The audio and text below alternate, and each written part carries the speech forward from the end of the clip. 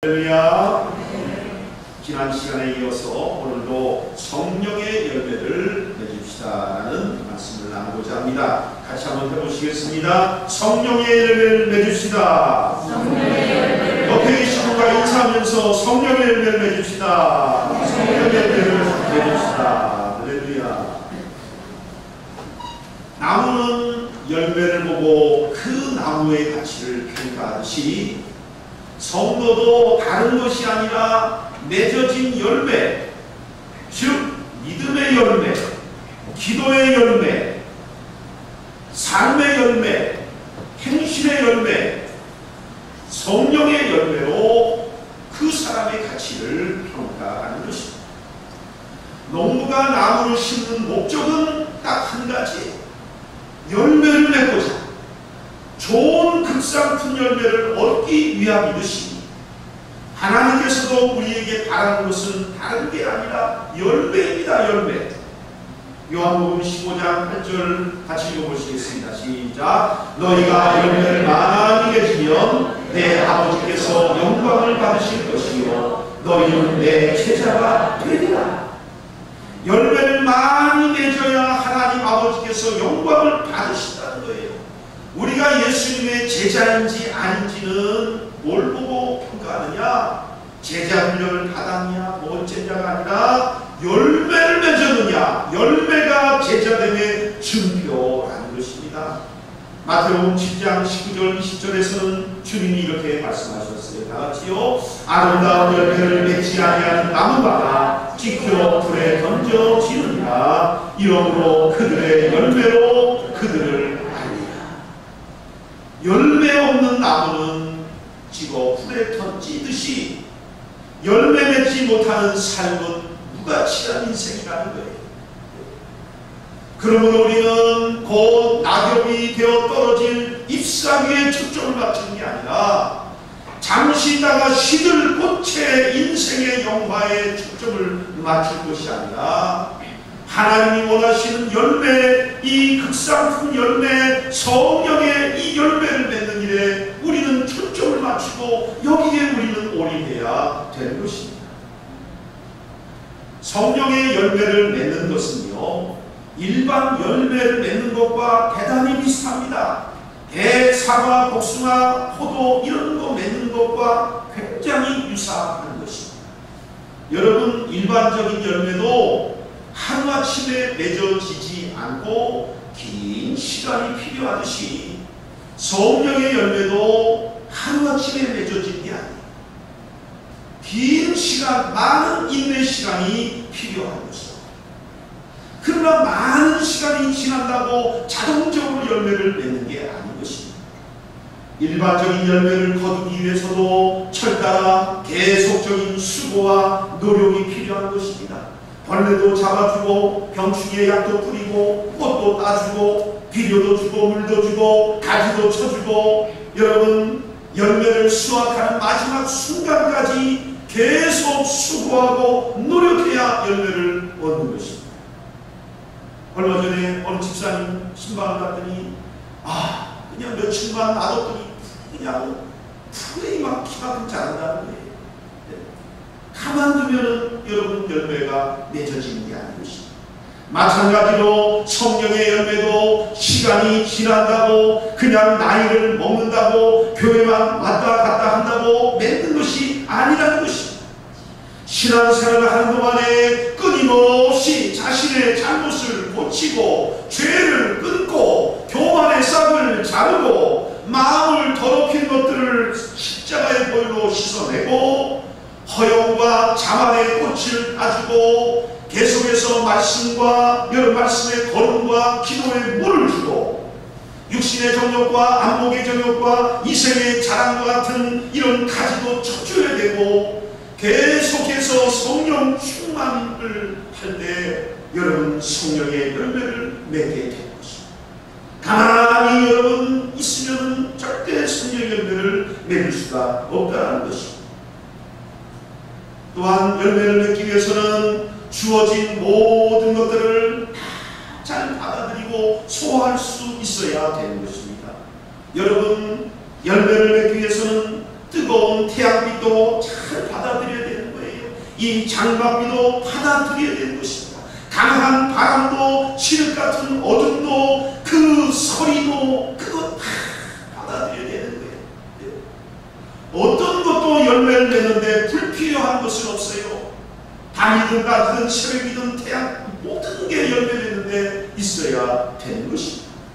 마찬가지로 성령의 열매를 맺기 위해서는 뜨거운 역경의 태양이 필요한 것입니다. 고난의 밤도 필요한 것입니다. 슬픔과 환난의 강풍도 필요한 것입니다. 십자가도 필요한 것입니다. 이 모든 것을 믿음으로 소화하고 감사로 받아들일 때 열매를 맺는 것입니다. 성령의 열매를 맺으려면 그렇기 때문에 자기 인생의 어떤 것도 상처로 받아들이면 안 되는 거예요. 믿습니까? 네. 나는 이게 상처야. 맨날 상처 타령하는군요. 열매를 맺기 어려운 거예요. 그게 상처가 아니라 축복인 것입니다. 성령의 열매를 맺으려면 자기 인생의 어떤 것도 후회로 받아들여서는 안 됩니다. 이 부분만큼은 내 인생에서 지워버려 도려내고 싶다고 생각해서는 안 돼요. 그 아픔, 그 실수, 그 여러분 어려움도 다 뒤돌아보면 열매를 맺기 위해서 필수 불가결한 요소였다는 거예요. 여러분, 요셉이란 열매가 맺기 위해서 은 20냥의 팔림, 애굽에서의 노예생활, 억울한 감옥살이든 어느 것 하나 불필요한 것이 없었어요. 이 모든 것이 다 수순이 되고 합력하고 영양분이 되어서 요셉이란 열매를 맺게 된 것입니다. 비록 내가 실수하고 잘못했어도 하나님 그것을 선으로 바꾸사 그것을 통해서 열매 맺는 삶이 되게 만들어 주시는 것입니다. 또한 열매는요, 자신을 위해 존재하지 않고 타인의 유익을 위해서 존재합니다. 모든 열매는 결실을 맺기까지 최선을 다하여 열매를 맺지만 열매를 맺은 후에는 막힘없이 나누어 주는 것입니다. 열매는 철저히 타인의 유익을 위해 존재하는 거예요. 열매는 여러분 자기를 위해서 존재하지 않습니다. 수박이 열매 맺어가지고 자기가 먹습니까? 다 없이 나눠주는 거예요. 여러분, 열매가 왜 동그랗습니까? 왜 동글동글합니까? 그것은 열매가 굴러가게 하기 위한 거예요.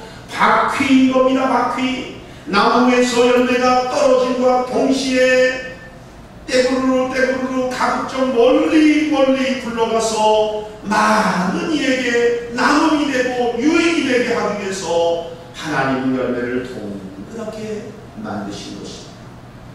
우리가 성령의 열매를 맺는 것도 마찬가지예요. 성령의 열매를 맺으면 물론 내 자신이 좋습니다만 성령의 열매의 궁극적인 목적은 다른 사람의 유익을 위해서 하나님의 나라와 하나님의 영광을 위해서 여러분 맺어져야 되는 것입니다. 그래서 열매를 많이 맺으면 하나님 아버지께서 기뻐하고 영광을 받으신다라고 말했습니다. 성령의 열매를 많이 맺어야지 다른 사람에게 그리스도의 향기를 드러내고 다른 사람에게 유익을 주는 복된 성도가 되는 것입니다. 또한 열매를 맺으려면 반드시 꽃이 떨어져야 한다는 이 사실을 명심해야 되는 것입니다. 열매는 어디서 자랍니까? 꽃이 떨어진 바로 그 자리에서 열매를 맺게 되는 것입니다.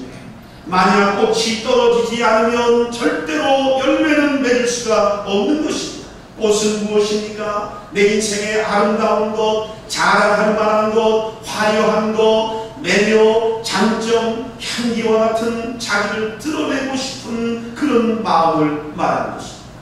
즉 하나님이 아니라 자기를 드러내려는 마음, 하나님 영광보다 나의 영광을 구하는 마음이 존재하는 한 성령의 아름답고 거룩한 열매를 맺을 수가 없는 것입니다. 내가 높아지고 나를 드러내고 내가 강조되는 이 꽃이 떨어지고 시들어야 비로소 거기서 성령의 열매가, 성령의 나타나심이 시작이 되는 것입니다. 왜 그렇습니까? 내가 드러나고 내가 높아지고 내가 활약하는 그곳에는 육체 육체의 열매를 맺을 수밖에 없는 것입니다. 사람은요, 누구나 다 두 가지 열매 중에 하나의 열매를 맺게 되는 것입니다. 그 하나는 성령의 열매이고 다른 하나는 육체의 열매라고 성경은 말하고 있습니다. 우리는 성령의 열매를 맺을 것인가 아니면 육체의 열매를 맺을 것인가, 이 둘 중에 하나를 선택해야 되는데, 여러분 성령의 열매도 맺고 육체의 열매도 맺고 그런 게 없어요. 둘 중에 하나의 열매를 우리는 맺게 되어 있는 것입니다. 육체 열매, 여러분 육체라는 말은 무엇입니까? 이건 죄된 본성, 이 몸을 말하는 것이라기보다는 이 몸이 가지고 있는 죄된 본성을 말하는 것입니다. 그러니까 육체의 열매라는 것은 죄된 본성을 추구함으로 맺어지는 열매, 즉 죄의 열매라고 말할 수가 있는 것입니다. 오늘 본문 19절에서 21절에 보시면 이와 같은 육체의 일, 즉 죄된 본성을 따라 살아가다 보면 맺게 되는 이 죄의 열매 15가지를 소개하고 있는데요, 이것이 여러분 육체를 따라 살아가는 사람들에게 나타나는 일반적인 대표적인 증상 여러분이라는 것입니다. 같이 한번 읽어보겠습니다. 시작. 육체의 일은 분명하니 곧 음행과 더러운 것과 호색과 우상숭배와 주술과 원수되는 것과 분쟁과 시기와 분냄과 당짓는 것과 분열함과 이단과 투기와 술 취함과 방탕함과 또 그와 같은 것들이라. 대표적인 것만 15가지고 그 밖에 또 그와 같은 것들이 많이 있다라는 것입니다. 본문에 보면은 육체의 일은 분명하다는 것입니다. 죄의 열매는 눈에 확연하게 드러난다는 것입니다. 감출 수가 없다는 거예요.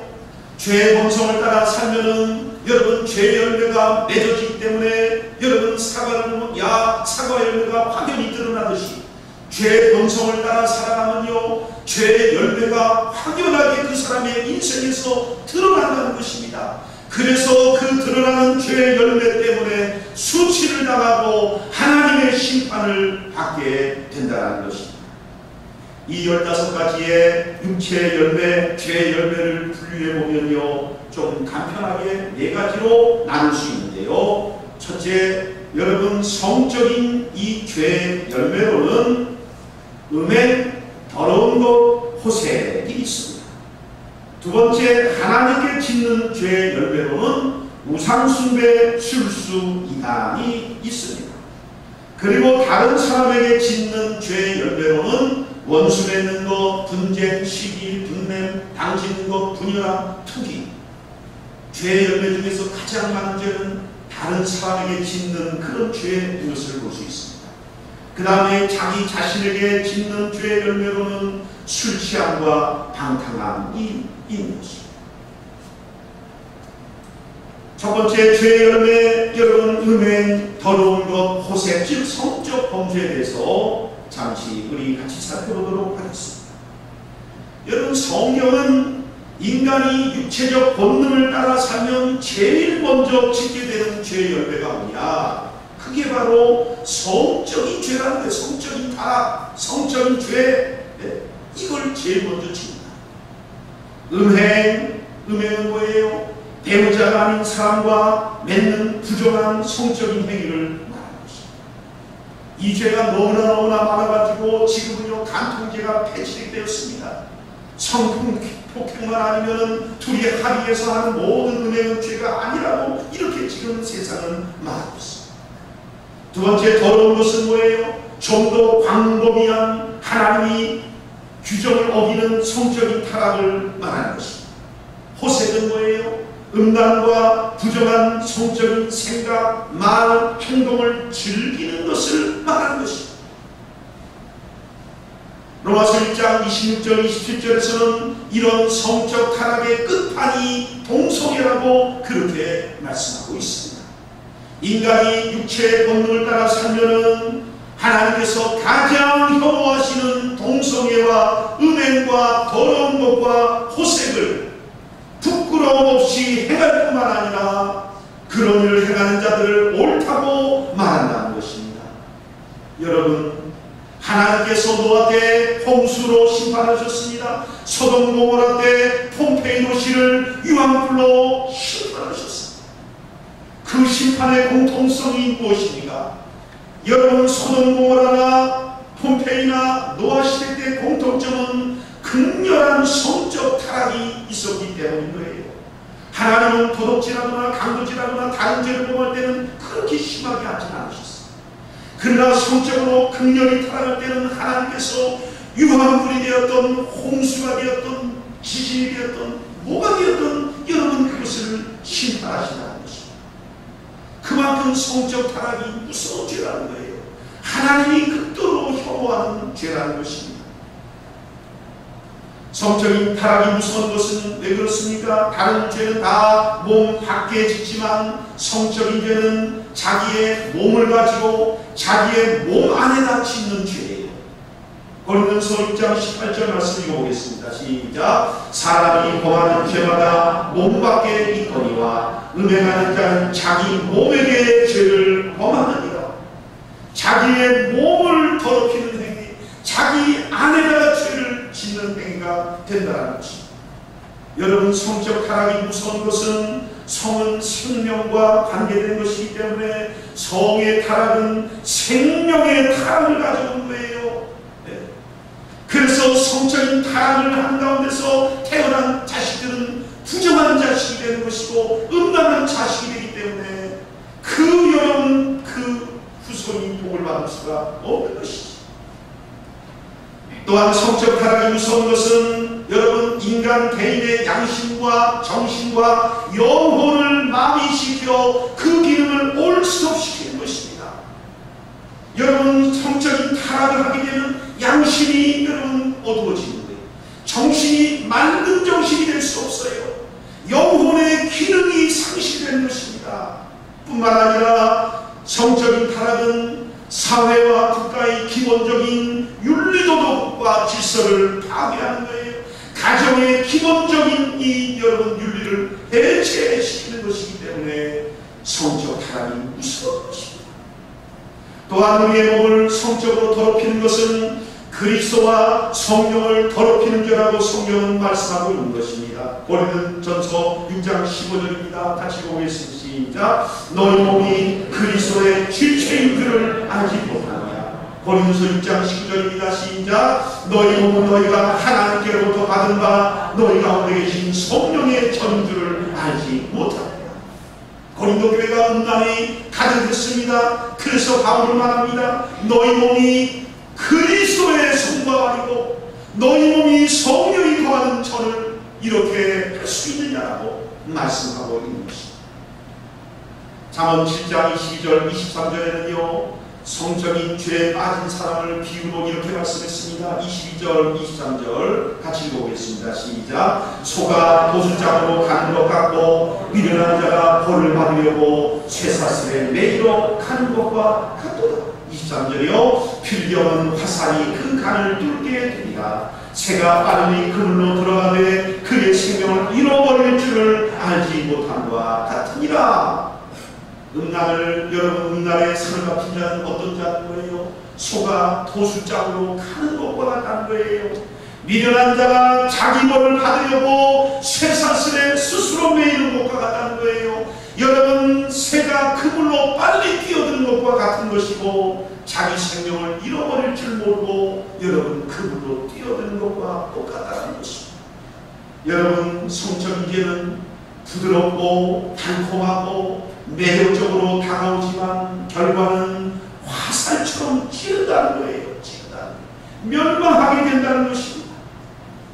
그래서 11세기 이탈리아 신학자 안셀무스는 성경의 모든 죄는 믿음으로 싸워 이겨야 되지만 단 한 가지 음란은 너무나 달콤하고 매력적이기 때문에 이거는 피함으로 이길 수 있다라고 그렇게 역설을 하였습니다. 고린도전서 6장 18절에도 음행을 피하라고 그리 말씀했습니다.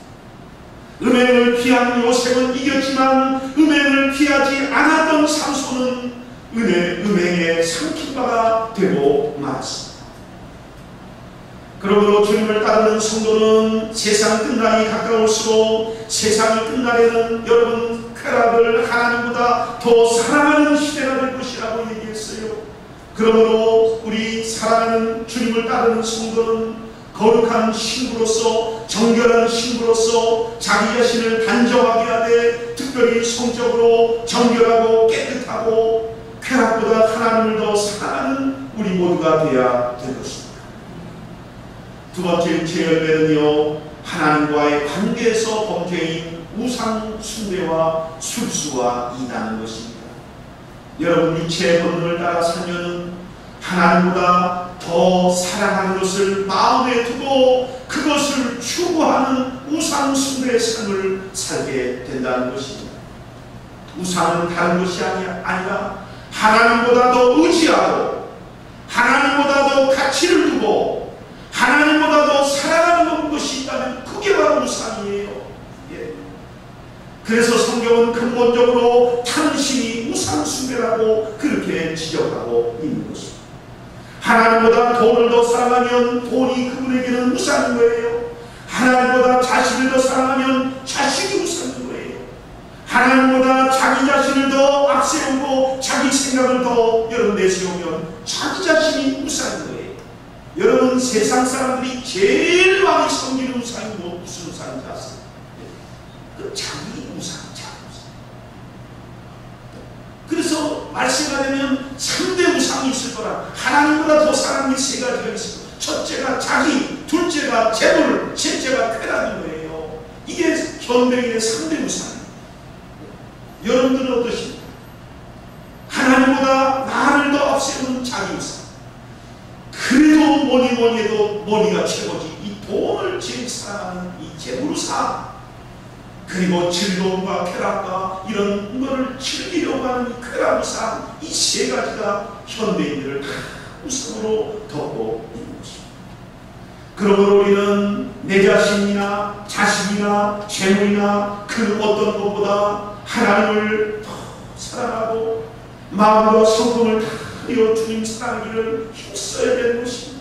하나님 말씀에 순종하기를 힘쓰고 비가 쏟아져도 여러분들처럼 비를 뚫고 주님 전에 가리라는 이런 결단에 이런 것들을 여러분 행할 때 여러분은 우상을 이기고 승리하게 될 줄로 믿습니다. 또한 육체의 본능을 따라 살면은 우상 숭배 다음에 뭐가 있습니까? 술수가 있다. 이 술수는 다른 말로 없는 주술을 말하는 거예요. 주술이라는 건 뭐예요? 자신의 장래, 재물, 운수, 결혼, 여러 가지 이런 것들을 보려고 하는 호기심을 가지고 여행을 바라며 점장이를 찾아가고 요새 얼마나 여러분 가다 보면은 타루 사주팔자 관상본기 여러분 1970년처럼 그리 많아졌어요. 동대문을 가도 종로를 가도 강남을 가도 지하철을 가도 전부 타로에 타로.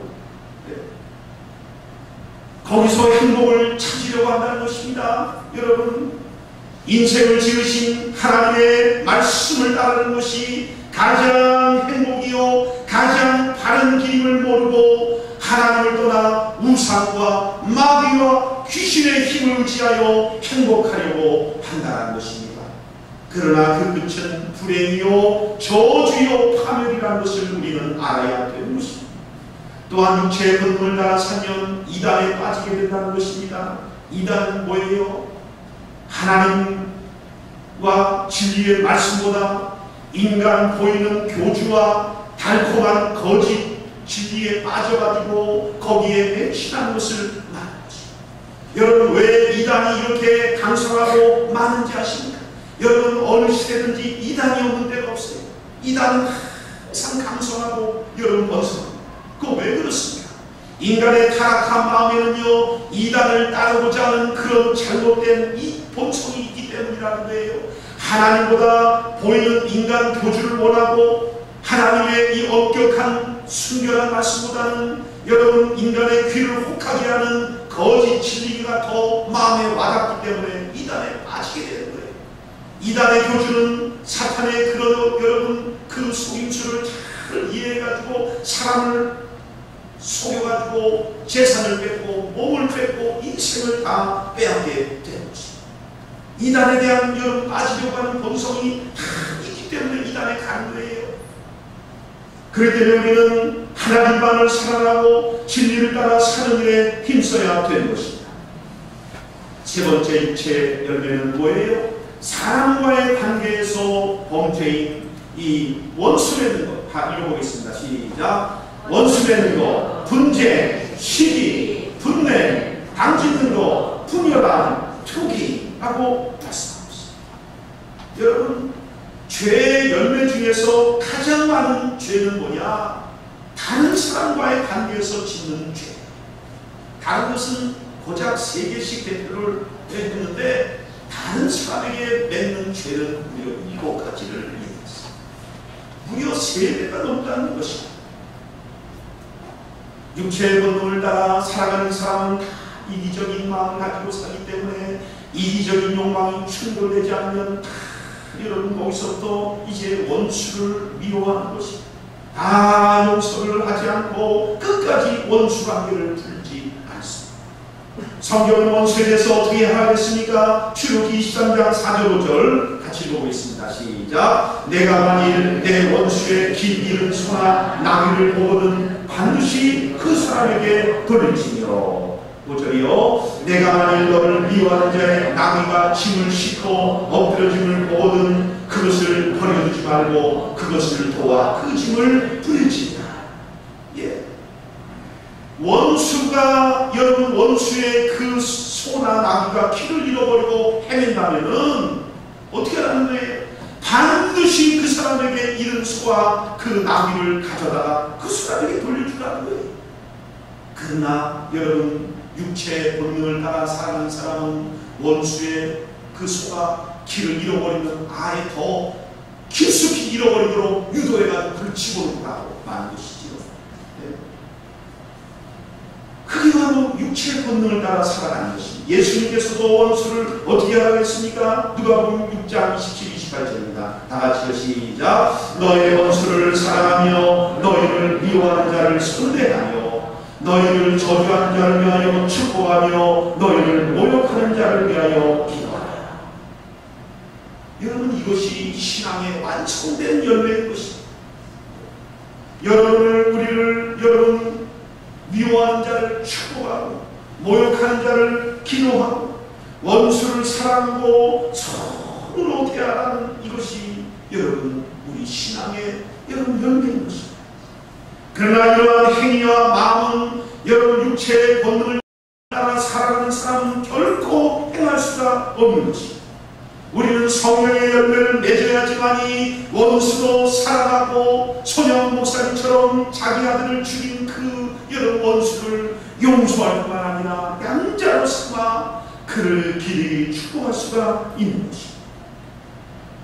이처럼 육체의 본능을 따라 살아가면 어떻게 되는 것입니까? 자기의 여러분 유익에 이기적인 것에 반하게 되면 원수를 내는 것입니다. 싸우고 갈라서고 시기하고 바닥을 딛고 자기 편이 아니면 배척하고 분리하고 다 적으로 간주하며 살아간다는 것입니다. 그렇게 사는 것이 지옥의 인생을 모르고 그렇게 산다는 것입니다. 여러분 다른 사람과 싸우고 갈라서고 시기하고 배척 분리하는 그동안의 자기 마음은 얼마나 많이 깨졌겠어요. 얼마나 많은 분노 속에서 그 마음에 상처를 받고 사느냐 말입니다. 원수 맺고 미워하면요 제일 큰 피해는 그 사람이 입고 살아가는 것입니다. 네 번째 죄는 무엇입니까? 자기 자신을 향한 범죄인 술 취함과 방탕함이라고 말씀합니다. 성경은 왜 술 취하지 말라고 하는 것입니까? 그 이유는요 방탕하게 되기 때문인 거예요. 술 취함과 방탕은 언제나 형제의 형제, 쌍둥이 샴 여러분 쌍둥이 것입니다. 둘이 항상 붙어 다니는 거예요. 술 취하면 방탕하게 되고 방탕하는 삶 뒤에는 반드시 이런 술 취함이 붙어 있는 거예요.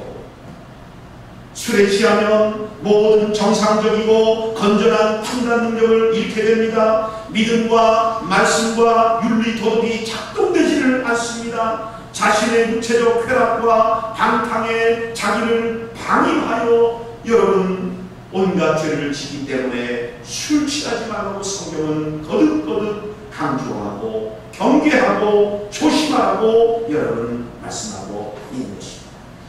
이러한 여러분 육체적인 본능은 특별히 악하고 나쁜 사람에게만 있는 게 아니에요. 모든 인간이 다 죄인이기 때문에 모든 인간이 다 육체의 본능을 따라 살고자 하는 이 욕망이 이것이 다 누구의 해결할 있는 것입니다. 그렇기 때문에 누구든지 육체의 본능에 따라 살면 잠시 잠깐은 즐거울지 몰라도 반드시 죄의 열매를 맺게 되는 것이고 그 끝에는 하나님의 진노와 심판에 이르게 되는 것입니다. 성도가 죄의 본성을 따라 육체의 열매를 맺는 삶을 그치려면 어떻게 될까? 죄를 멀리하고 죄를 끊으려고 노력하는 것도 중요하지만 더 중요한 것은 뭐냐? 성령의 열매를 맺어야 되는 것입니다.